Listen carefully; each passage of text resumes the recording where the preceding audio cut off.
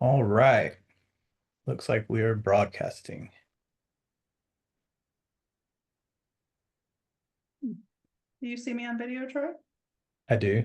Okay, because I don't see myself, so I was checking. Okay. Hi, everyone. Thank you Hey, for everybody. joining. Looks like we've got some folks coming in. Welcome. Uh, it's 2 o'clock where I am in South Carolina, 11 o'clock where Amanda is in Washington. So we're on both sides of the country. Tell us where you're coming from while we're waiting on folks to join. Yes.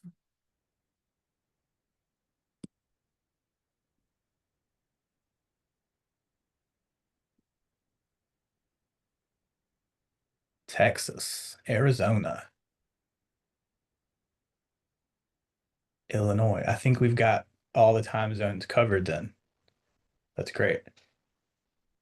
Um, And I also just found out, I think today is World Environment Day, so it's kind of fitting that we're meeting with everyone. So, but we'll go ahead and get started. Thank you everybody for joining us today. I know this is a new topic, and Amanda and I we work in the admissions department. We'll talk about who we are in just a second. But one of the biggest things we try to do with these admissions webinars is think about what kind of questions we get from students that are thinking about coming to school here or existing students that are coming back to do another program.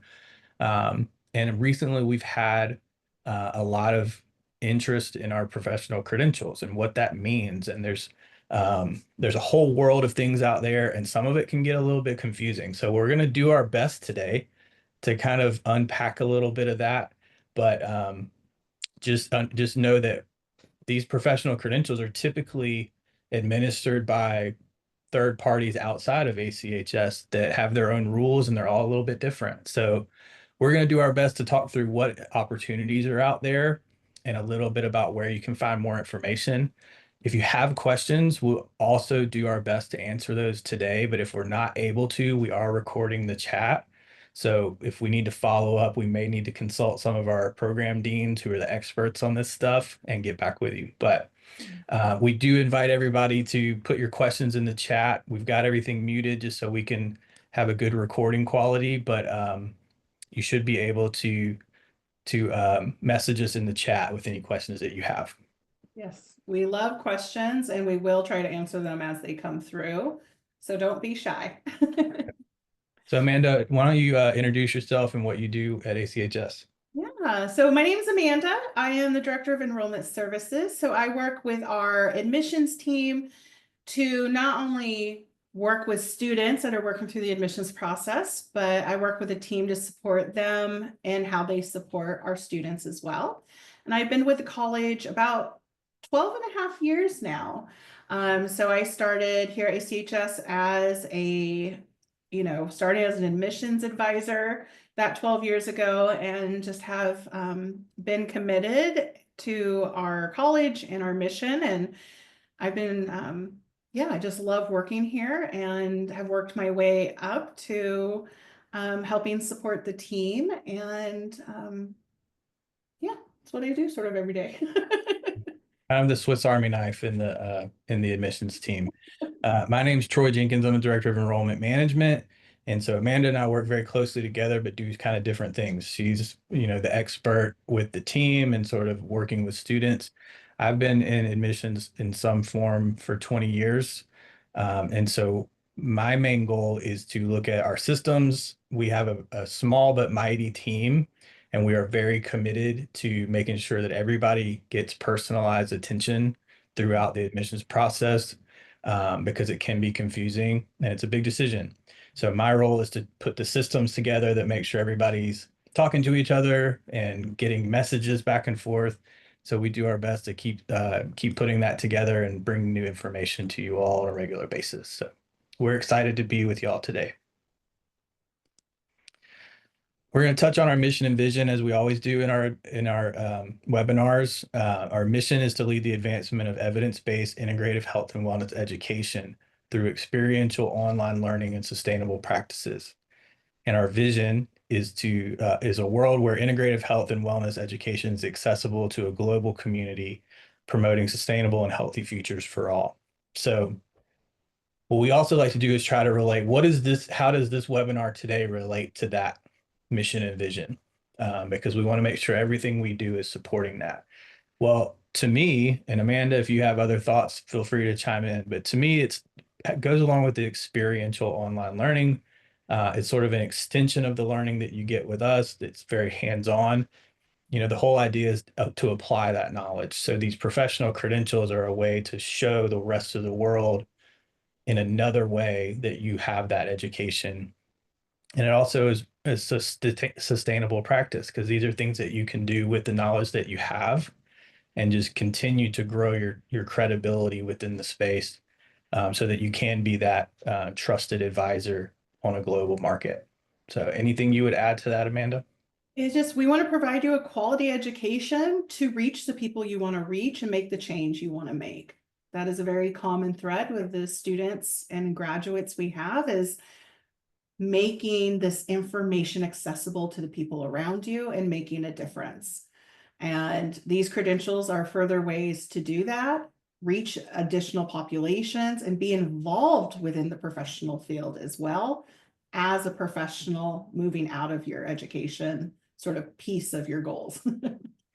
Yeah, and we met with one of our deans this morning actually, and she said something that was really impactful on me in the moment. She said, we have students that some of them want to change the world. They have this huge vision of how they can impact the entire globe and just change the world for everyone and fix all the issues that are out there. And then we have other students that are very focused on how do I heal my community or myself or my family, and a very particular part of that, like maybe they're just focused on enterological, you know, diseases and want how to solve those. And all of those things and everything in between is great. All of that focus, whether you have a broad focus or a very narrow focus, is great. And these credentials kind of give you that credibility to go out there and do those things that are important to you. So what are they? We thought it would be a good idea to talk about what is a professional credential, mainly because I do think sometimes when this question comes up with our prospective students, there's sometimes some misconceptions about what it means.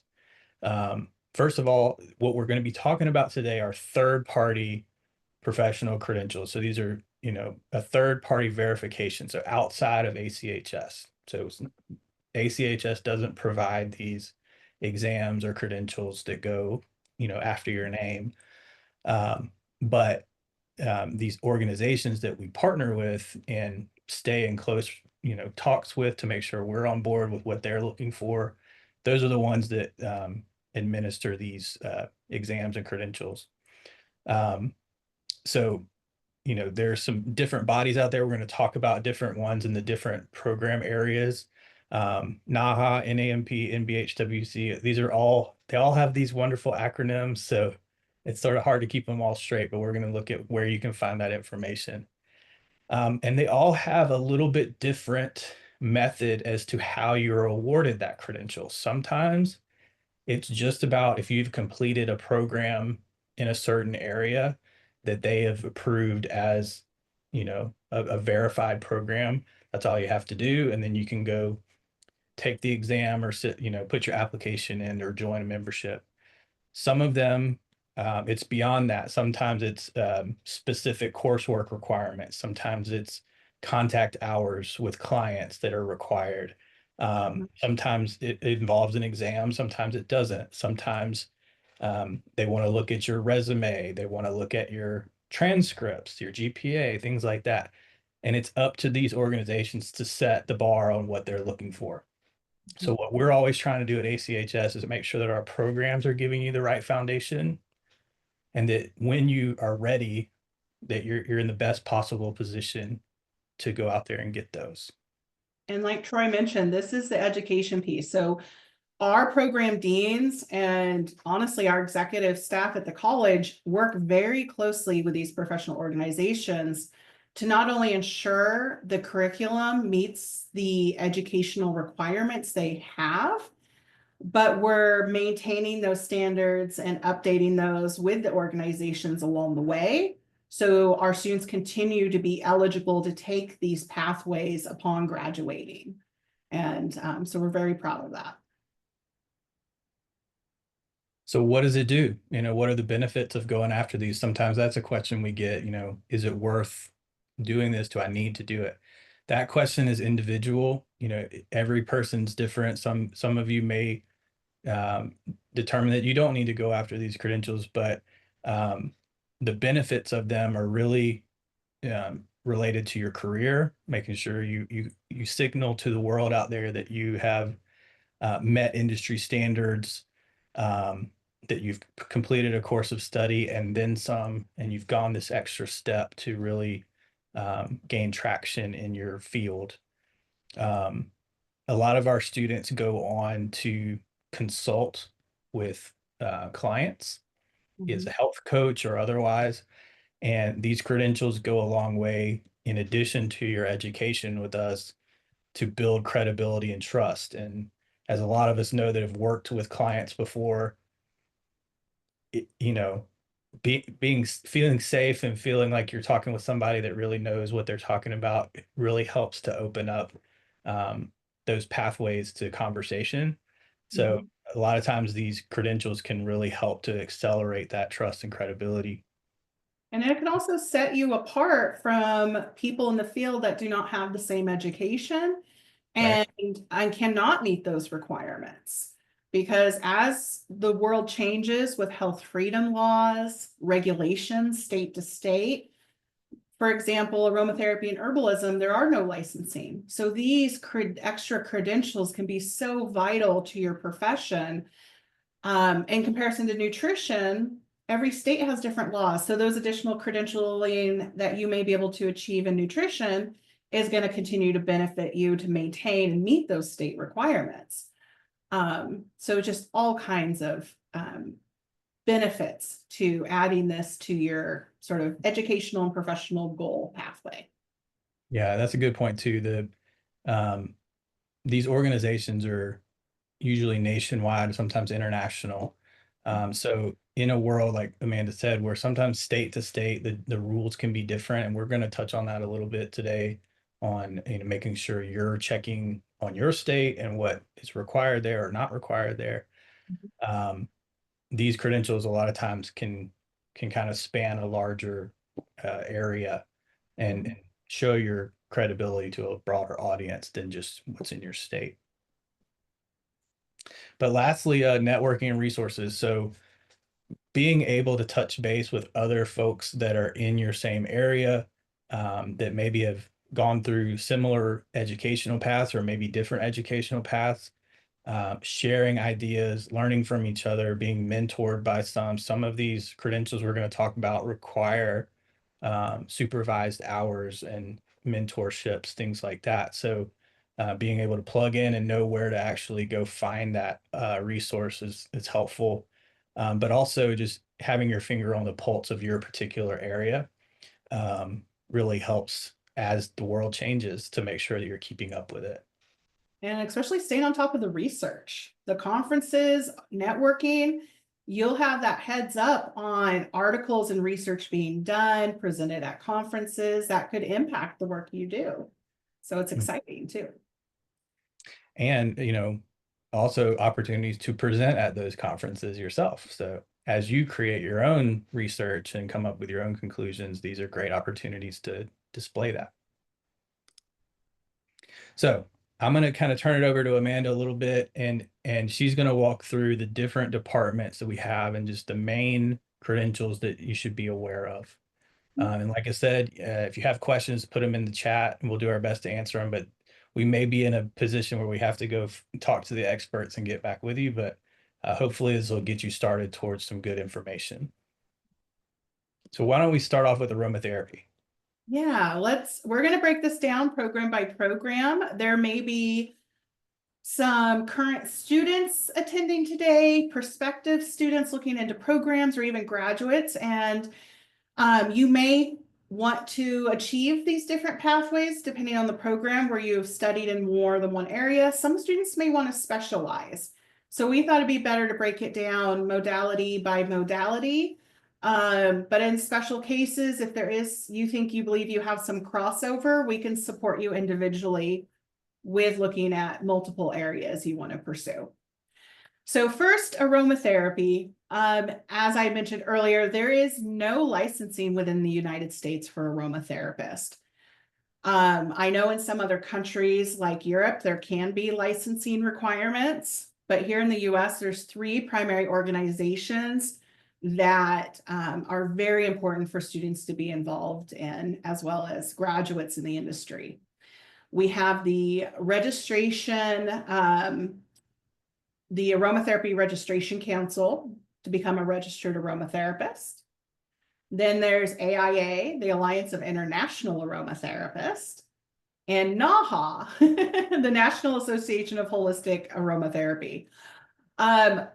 All of these 3 actually work together a bit and have crossover because they're different educational requirements. They want to maintain the same standards throughout. So often you'll see people within the field will have 2 or all 3 credentialing through these organizations.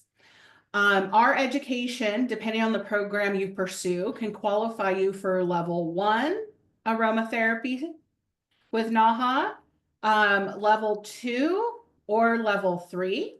The difference between those levels of credentialing, along with what would qualify you for the ARC exam, is the number of hours you have in the aromatherapy program, as well as your science requirements within your program.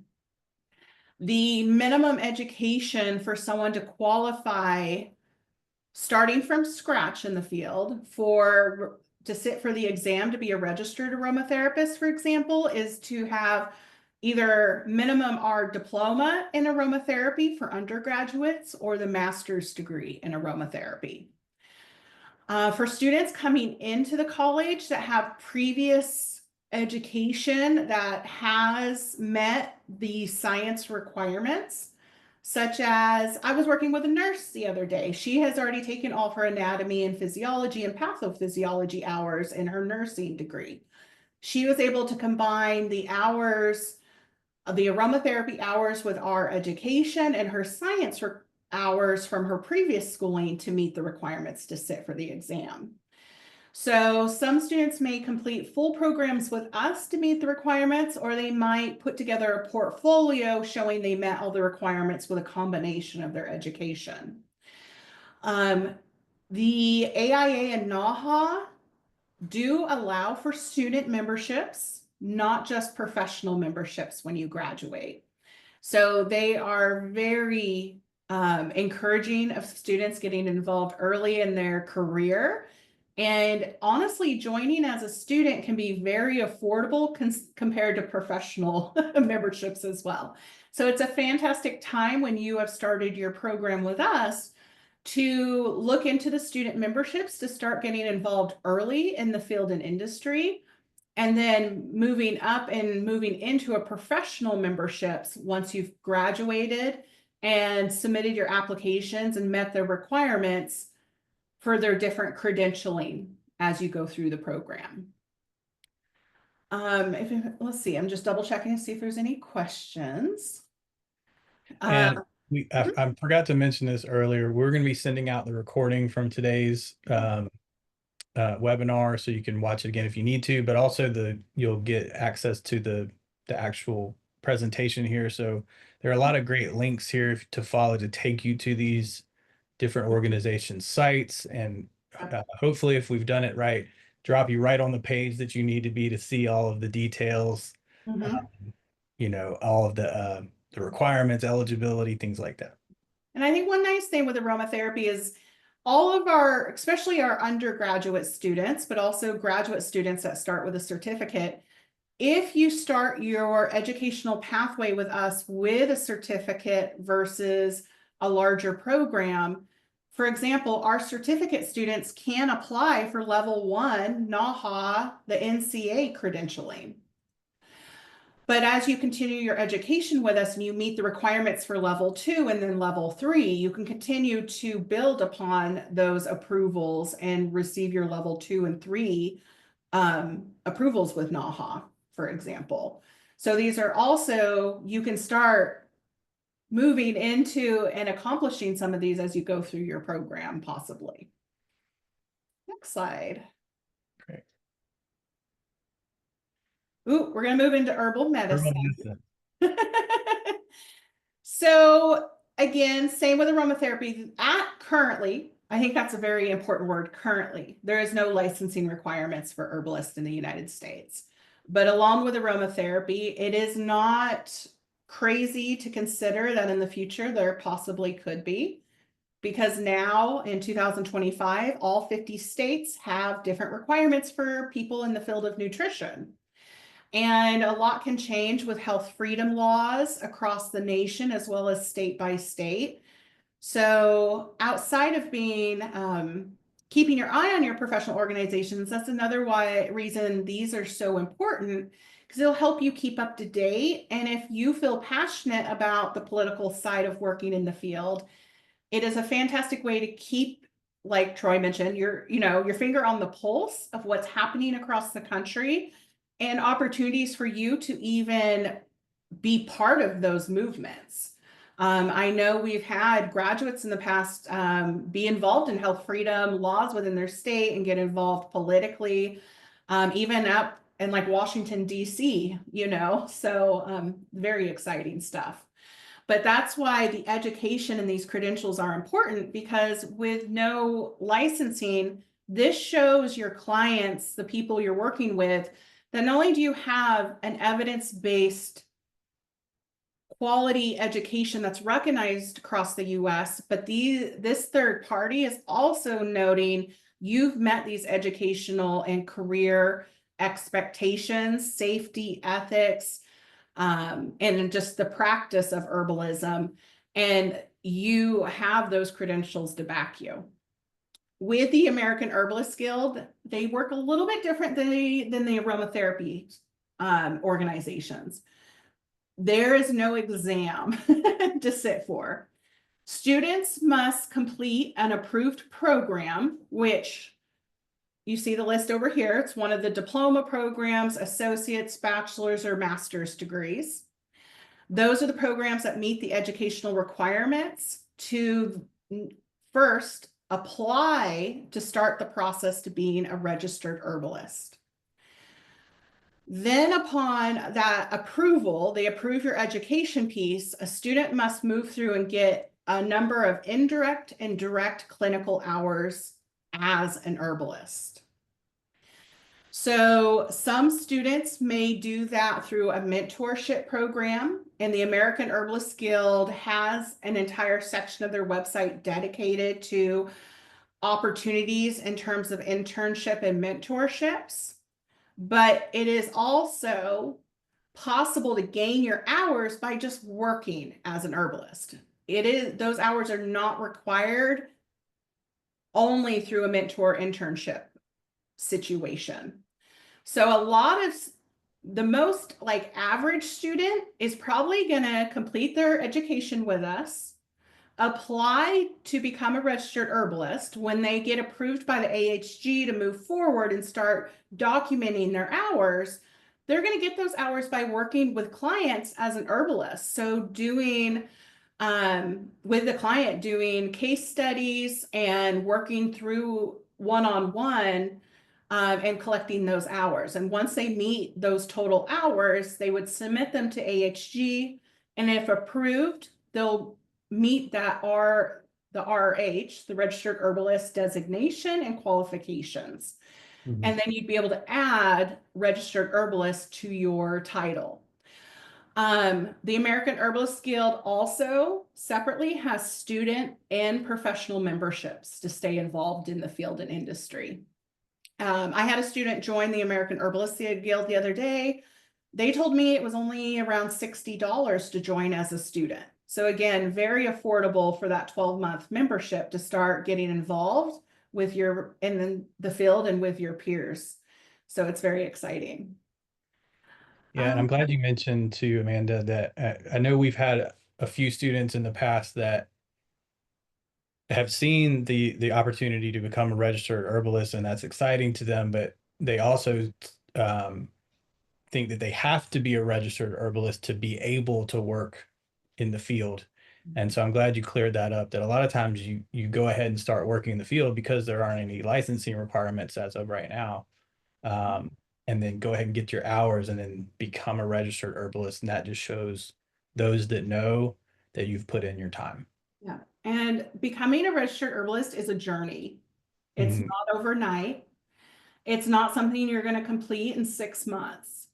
It may take 3 or 4 years, and that's purposeful because those hours and the requirements they have to build your experience and the work you do with clients. So that's all encompassing as you build your experience in the field. So, yeah, that's the important thing to know is you can work as an herbalist in the United States with the education you earn from ACHS. This is just an additional pathway, additional credentials. It's not required to work in the field, whether as an entrepreneur, so self-employed, or working in the field in the industry through a traditional means. Andrea has a good question. Is Master Herbalist an appropriate title? Yes. Doreen, our founding president, has let us know that 100% is Master Herbalist. That title in the field is representing the background and numbers of hours and experience you have in the field. So because our diploma program has all of the up through your 300 level herbal classes and all of the sciences, that is an appropriate title you can utilize. As well as graduating with the Masters of Science in Herbal Medicine. Mhm. Good question. Yeah. So yeah, I think that's a question we get too is so I can take the diploma in herbal studies and master herbalist and have my master's degree, not necessarily. Yeah. So Master the Herbalist is diploma is an undergrad program and one's a master's graduate level program, but that term master kind of throws us off. So but Master Herbalist is a professional title you could put by your name. yeah. Totally. Okay. Holistic nutrition. This Yes. is a big one. There are a lot under the nutrition world. There is. There's three main organizations in the field, and which one you may feel most aligned with will depend on your professional goals. They may also be important or necessary depending on the state you live in to meet different requirements to work in the field and industry within the state you're located. We highly recommend that all students feel educated and empowered about the scope of work and what they can do in the field. It's even more important for people in the nutrition. So Troy's provided the link that takes you to the NANP, which is one of the primary organizations in the field.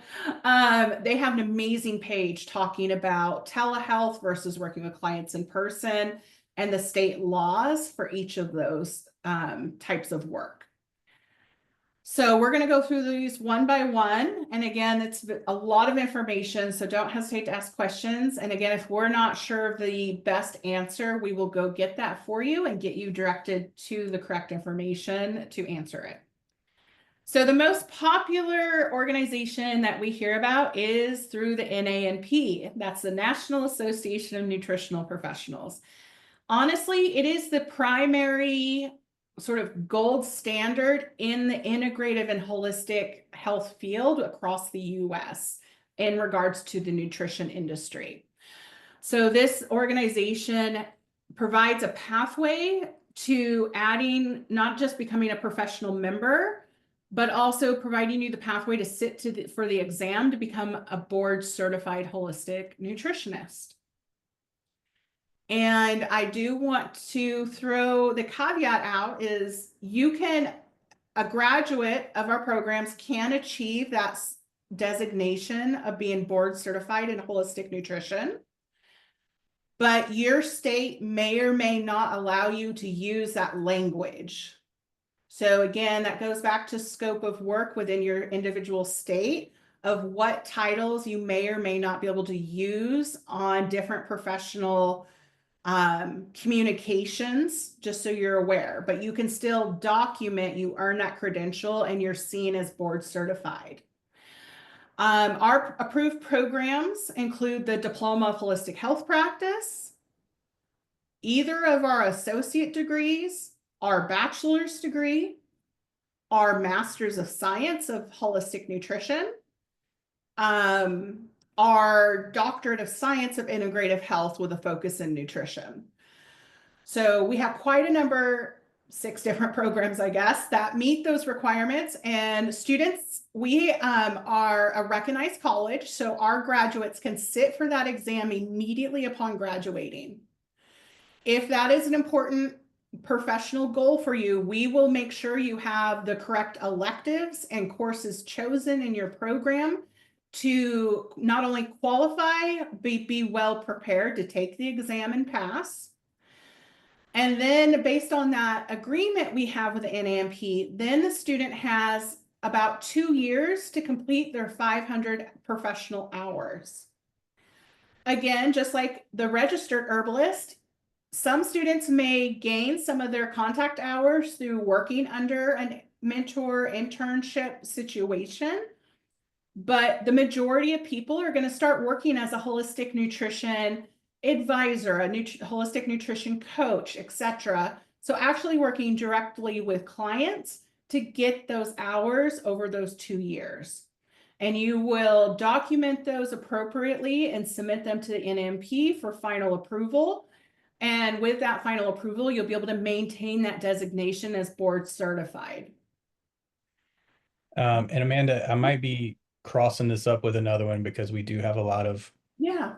letters to keep up with here. But I believe that with the 500 contact hours, you used to have those completed before you took the exam, correct? And now you can take the exam while you're completing your hours, you can be a BCHN candidate. Correct. So if there are some people that the NANP may require someone to get the hours up before, but that's only if you have not graduated from an approved program. Which So if ours you will. have a prior education that might meet the requirements, but it was not through an approved school that they're partnered with, you do have to get the hours first, then sit for the exam. So that's sort of a benefit, is that we're already a pre-approved school that you can sit right upon graduating and be able to use those credentials as you start working with clients right away. Let's see We had here. a question about what about the MS in integrated health? That's a great question. Technically, yes, that program is an approved program, but we have to put the correct classes in. And the program dean has trained us and provide us documentation of what courses are needed to meet those requirements within the Masters of Integrative Health as well. So we can support you with that if you'd like to achieve that too. Good question. Certified Nutritional Professional. So this is the second credential, and it's through the National Association of Nutritional Professionals. So all requirements that they hold is you must already have a minimum of a bachelor's degree in the field. So for example, our bachelor's degree of holistic nutrition or our master's degree of holistic nutrition will meet those requirements, but then you'll have to work with the CNP to get 1,200 supervised practice hours. That is their personal requirement. And if that is something you're interested in achieving, that credential would be valuable in the state you live in. I highly recommend you go directly to their website to see what their practice hours, what those requirements look like, and what environment you can do those in. That is one of the newer organizations we're aligned with, to be fully transparent. So I'm not as familiar with them, but I know it was something that was very exciting for them to add us to their list of approved schools. So it's just another organization in the industry that can benefit you and help you with your state laws, depending on the scope of work you want to provide you or provide your clients. And then a lot of students come to us over the years asking about the CNS exam pathway. And as of this year, we are also an approved school and specific to the Masters of Holistic Nutrition. Students who completes, and it has to be the Masters of Holistic Nutrition because of the curriculum and requirements they have. So our graduates can sit for their exam, but they also have an additional requirement of 1,000 hours of supervised practice. And this organization is unique because it does 1,000% have to be under the supervision of an approved CNS supervisor.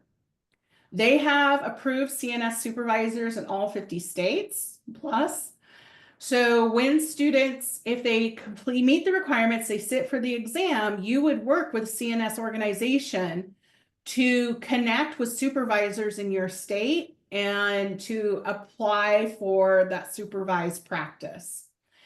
It is very, very important you start researching that when you start your master's program. So that way you're fully prepared to start reaching out to approved supervisors and looking for roles and positions that are open for you to achieve that. We do have 2 approved CNS supervisors in our faculty team. So they can be fantastic resources along with the program dean of helping support as you navigate that pathway, as well as our career services department is fully available to support students wanting to achieve this goal and like getting resumes ready, applying for positions. We want to put as many resources in front of you to help you achieve that goal as well. It's just very important for you to know that that's part of your plan. So you're not rushing last minute when you graduate, and you know that that's a step you'll need to take if that's important to your licensing pathway you want to achieve within the state you live. Let's see, any questions so far? And again, if we have any current students or alumni that are watching today that have questions about which credentials you may have qualified for the education you've already completed with us, please touch base one-on-one and we can get you in touch with career services to support you with that. We want to encourage everyone to get on that pathway if that is something you want to do. So. Amanda, I want to make sure I answer this correctly. We did get a question, I believe, from a current student, if they're Okay. eligible for an NANP student membership. Or did I Yeah, answer we that get correct? student memberships. Yeah, NANP does offer student memberships as well. So if you're currently in a program, you can apply for a student membership. Yeah, 100%. Thanks for confirming that. All of a sudden, I again thought, did I get my letters right? Yeah, I know it's in the past, there was a program, but unfortunately we cannot help with the cost of the student membership. But from my understanding, it's very affordable. Again, student memberships they want to make it as affordable as possible, be able to provide you all the resources of being part of that organization, like access to their academic journals and research and such, but taking away any bumps in the road that prevent you from being part of that industry, so definitely if you go to their website, or we can get you in touch with the program dean if you need any support with that in terms of what to do. Ooh, fitness and training. So this is a branch of nutrition in a way and alternative health, but we have alignments with some of the industries within the fitness world. So standalone, if a student completes the personal fitness training 101 course, and they also take their CPR class, they can go sit for the NASM exam to be a certified personal trainer. So students who have chosen the PFT 101 class as a elective in their undergraduate program and they do go ahead and get their CPR certification, they can sit for that exam and gain that credential while they're still in school or after they graduate. So Mhm. it's a great way to add some credentials to the resume and maybe provide you a pathway in doing some part-time personal training work with clients as, a part-time job as you're going through school as well. And then we're also aligned with ISSN. So that's the Sport Nutrition Specialist exam. So if students take either the Nutrition 304 or 504 class, that's undergraduate versus graduate, that can be either part of the Certificate of Integrative Health and Fitness training, but Nutrition 504 can also be part of our Graduate Certificate of Integrative Health and Wellness. And that course will qualify you to go down that pathway. And then if you already have a bachelor's degree or higher and take those classes, you're eligible for the CISSN. So I love these. If you're wanting to work with athletes within the holistic world, people in the fitness industry, these are fantastic credentials to add that you can work on even before you finish your bachelor's degree, because there's pathways that don't require the bachelor's. So we really encourage students to look into this and again, provide some pathways into starting to pivot your career or add to the work you already do. So just fantastic opportunities.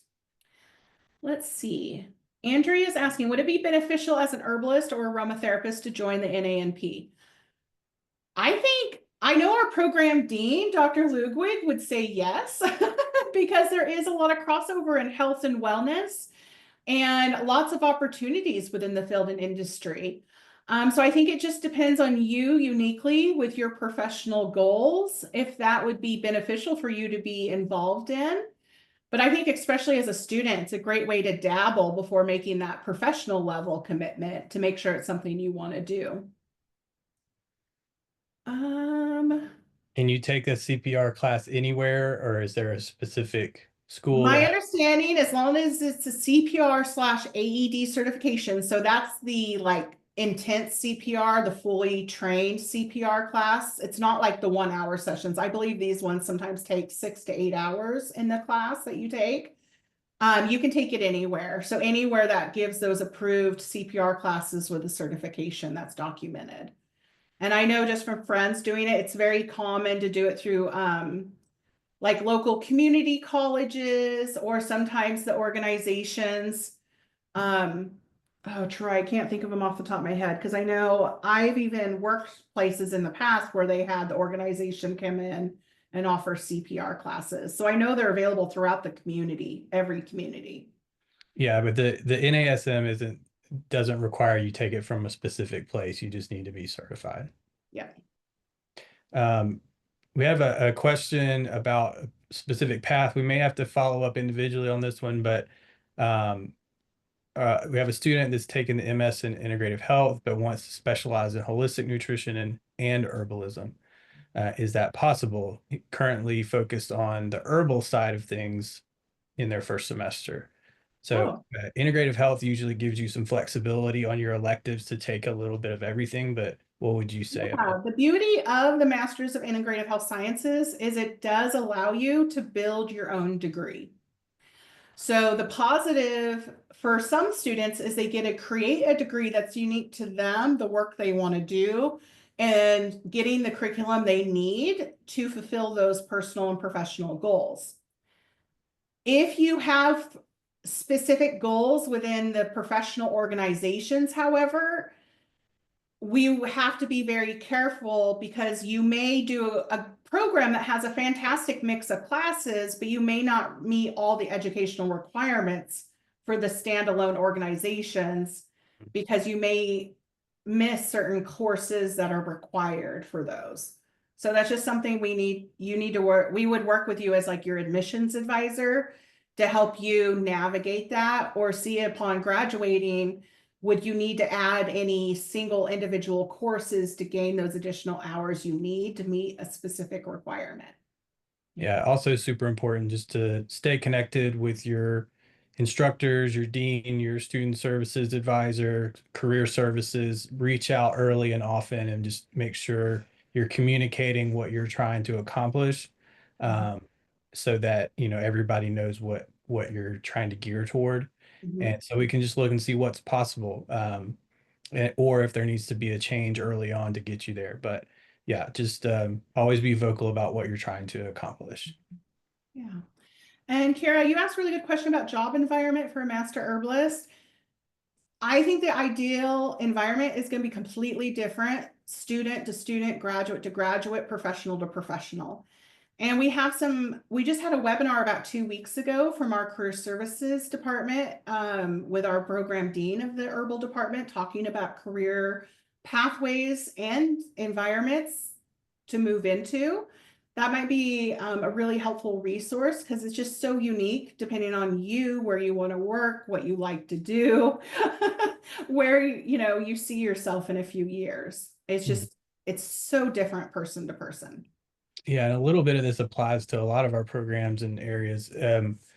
If you see yourself as a people person and you want to work with clients and help individuals, that's kind of one way to go. If you're not so into that, maybe, research route is a little bit more your speed, or, there's corporations that develop supplements and vitamins and things like that. It all just depends on how involved you want to be with your potential client or not. So it's a good Yeah. question. And Tara just asked, how do we access previously recorded webinars? I'm including our YouTube channel link. Thank you. And this is my favorite thing. So a couple years ago, started working with our media department. So now it's a consistent practice. Anytime we have a lecture, a talk, a webinar, you name it, we post the recording of the live session within 24 hours, typically on our YouTube channel. So our YouTube channels became an breathtaking library of resources from every department and field of study. So I really encourage students to access it, to nerd out a little bit. Might be some different topics you just really enjoy watching the video, or to get start putting names to faces, because it can be isolating researching colleges by yourself. You're not here to visit the campus in person. So getting to know who we are and the different staff and roles we have and how we support you, and how we play into the different departments as well. So yeah, I really encourage you all to check it out and keep up to date on the new ones we add throughout the month. Yeah, one tip I would give you too is when you go to that link, it's going to bring you to the main ACHS page, and that might sort of curate a little bit. Like, here's some things we think you might want to look at, or the recent things. But if you go one tab over to videos, where all the videos are uploaded, you'll see that entire catalog of everything we've got in there. So it's a And lot. the other cool thing is when you click that tab Troy's talking about for videos and they come up, it'll go most recent to oldest. Mhm. But there's a search function. So if you just want to put in like aromatherapy, it'll then search out the aromatherapy videos specifically. So I thought that was really helpful when I noticed that the other day. Great questions. And I think we have one more section here. Okay, this is very exciting.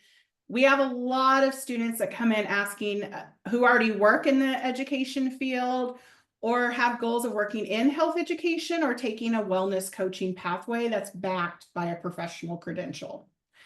So for students that want to work in the health and wellness field as an educator, this is most students who ask about this have a very specific professional goal. But we have now approved 25 semester credit hours that CHES has recognized within our programs that will meet their CHES requirements.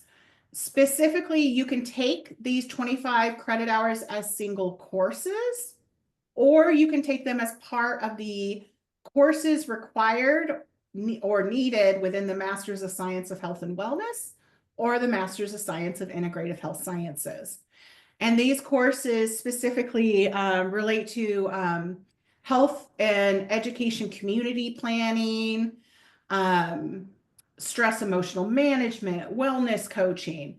So they're amazing curriculum. And you, again, just like Troy mentioned, as long as you communicate well to your advisors, your success coach, your program deans that this is an important goal, we will make sure you have the required courses needed within your program to achieve that goal.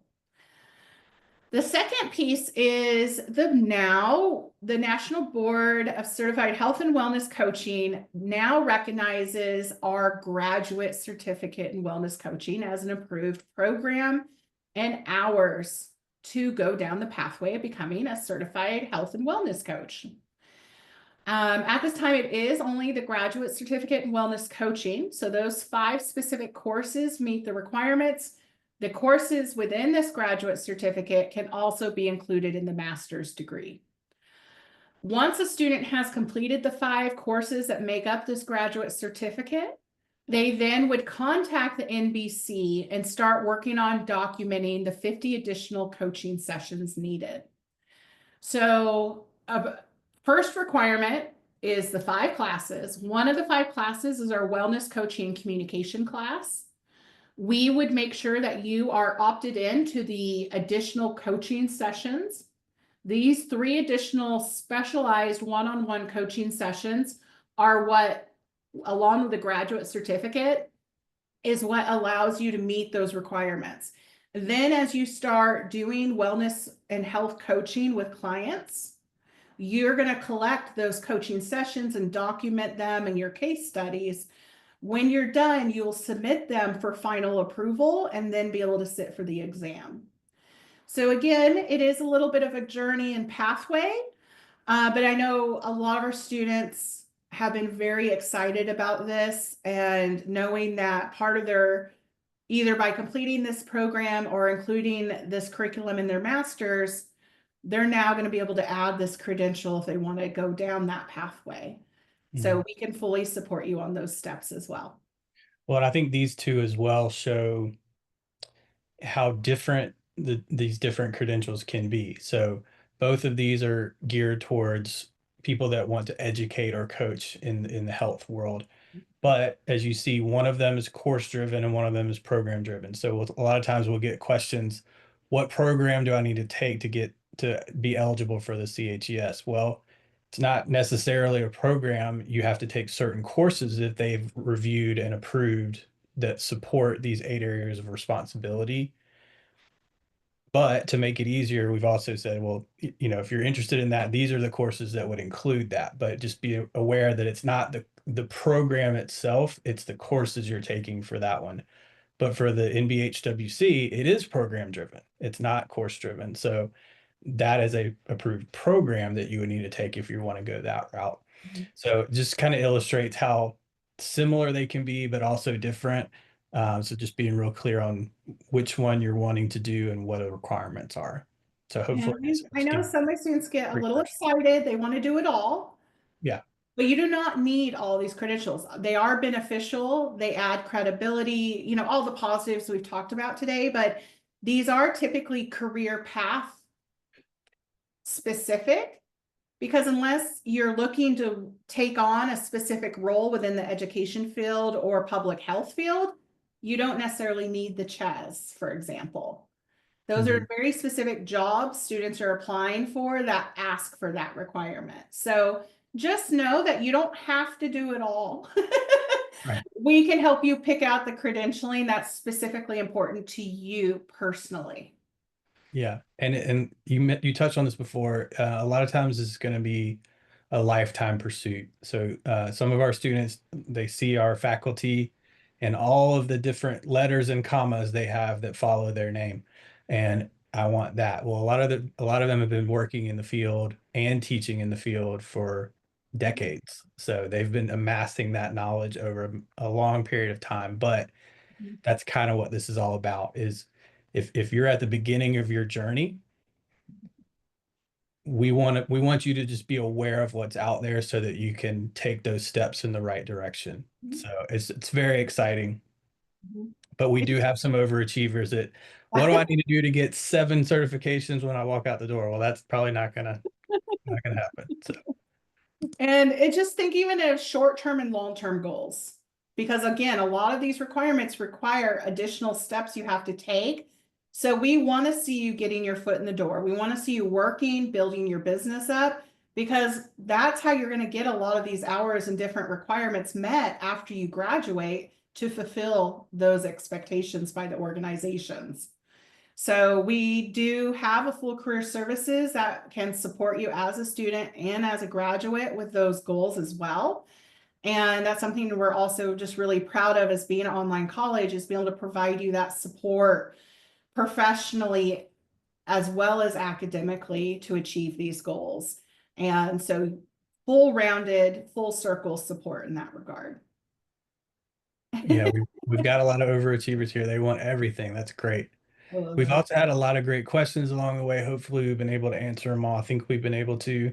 But are there any other questions from the group before? I know we're getting close to our time here. How do I work for the I work for college. Well, if you go to our alumni career pages, we do have a job board. And when different roles open across the college, we often post those. But if you have a specific position or interest in a specific career path, I would recommend you get in touch with career services. Because, for example, I've had students that are very interested in becoming like an instructor or professor. And so you can work with career services on what kind of work experience can I get while I'm in school to work towards building my CV to provide me the credentials and experience to apply for a teaching position. So again, just use your resources so we can help you take those steps, short-term and long-term, for your goals, for sure. with the few minutes that we have left, just I know I'm looking at some of the names in our group today. I know we have some existing students, so you might be already aware of this, but I also see that there's some new names that I don't quite recognize. So if you're joining us today and you're still in the process of enrolling or maybe even deciding what your next steps are with your education, if today excited you and you want to get started with something like this, the best thing to do is to complete the online application or fill out a request for information. Either one of those will plug you into our admissions team, and you'll be matched with an advisor one-on-one who can walk you through all of that. But mainly, to be able to become a student, you have to apply. You have to submit a complete application. There's a lot of stuff in there that tells us about who you are and how you will benefit from these programs. We'll gather your transcripts. Your ID will be something we need to gather as well, but we'll help you with everything that's required. And once that's complete, our admissions committee will review everything. They're going to be looking for the full package. It's not just GPA. It's not just what you wrote in your essay. It's all of it kind of put together. And to determine, does it seem like ACHS will be able to help this person achieve what they're trying to do? We just want to know your story, your goals, how this fits into what you're trying to accomplish. And so we can help you on that right pathway and get started. Yeah. And we do all that up front because, once you've been accepted, that's when we will plug you in with the financial aid team or the business office to make sure we have a funding plan in mind, and then work with you on finalizing your enrollment paperwork, getting you set up for orientation. All of that comes after, but that's why it's so important before we get to those steps that we know what your goals are and that we're on the right path towards them. We have 2 semesters coming up to be aware of. One is our summer 2, which is an accelerated semester. It's a 7.5 week semester, but you're taking a full course load in that 7.5 weeks that would normally fit into a 15 week. Some people really want to just jump in and get some stuff knocked out quickly, and that's a good way to do that. And then followed by the fall semester, which, obviously is our biggest semester. That's when everybody thinks to go back to school. So if you are thinking about either of these, really, summer 2, if you're thinking about that, I would say get in touch with us pretty quickly because we're getting close to that one.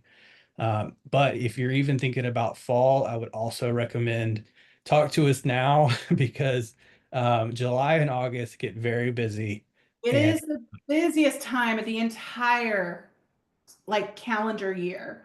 So please, if you're thinking about fall, start the process now so you're not rushing. Because just to I make have sure we have enough seen, time. yeah, in the 12 years I've been here, I've seen classes fill up before August hits. I've had students not be able to get financial aid appointments. So we want to make this process honestly as smooth as possible for you so you're not stressed and it just sort of flows piece to piece. And so if you are accepted for fall, registration's already open, so we can help you get enrolled now and Yeah. not wait until July. But we still have seats available for classes that start on the 26th this month, honestly.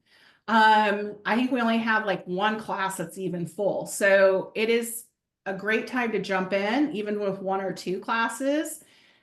We're offering really popular courses like Aroma 101, Nutrition 308, Herb 101. Those like a lot of hands-on, jump into the topic you're passionate about courses and get started. And so we can help you with that process and don't stress about deadlines. We're here to help you if that's something you really want to do. So I put a link in here to the main page on our website where you can find all the information we talked about today broken out into the different departments. So that's this link is right here. And then this is our fabulous admissions team. Amanda, you've met, but Shannon, Amy, Molly, Jessica, and Vanessa, they take care of a lot of people. So I think we tried to count up how many conversations we have in a year, and it's a whole lot. But we're dedicated. This small team really goes above and beyond to meet with everyone and try to understand each individual situation. So they're a great team. Yeah. So thank you, everyone. I know we're a little bit over time, but we'll send out the recording and the link to this. There's some great links in here if you want to check us out on YouTube that we already talked about, Instagram, Facebook, all of that. So, and LinkedIn. LinkedIn's a great one if you're also trying to build your career path too. So thank you to everyone. Have a great afternoon, and we'll talk with you soon. Take care.